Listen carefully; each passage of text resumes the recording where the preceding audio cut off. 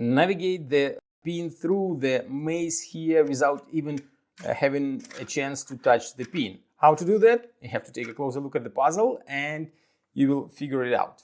This puzzle was designed by Oskar Van Deventer and made by Puzzle Guy. Difficulty level of this puzzle is 8 out of 10 on a Puzzle Master's difficulty scale that runs from 5 to 10. And the goal of the puzzle is to remove the key.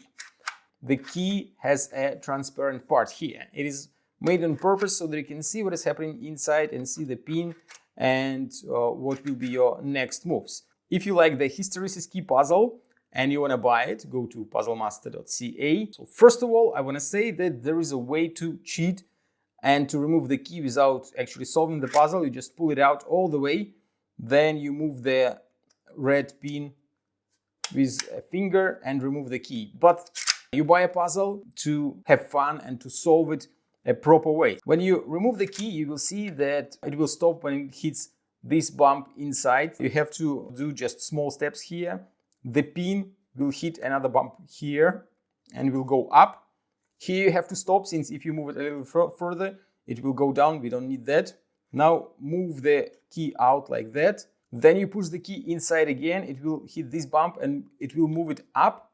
And then the next one will move it down. Here you don't have to move it all the way in, just move it back and you will see the pin will go one step down. Now move the key all the way inside until it hits this part and keep pushing, but very slowly so that you don't miss the next part. This bump will move the pin down. Don't move the key all the way in, since you will come to the start. Now you have to pull out the key, it will hit another bump, and move the pin down. Here, once the pin is here, move the key back inside and the pin will move to the bottom row. Now pull the key out. It will go up here. Then it hits another bump. It goes up. You may think that something is wrong happening. No, that's correct. Keep moving the key out and the next bump will move the pin down like that.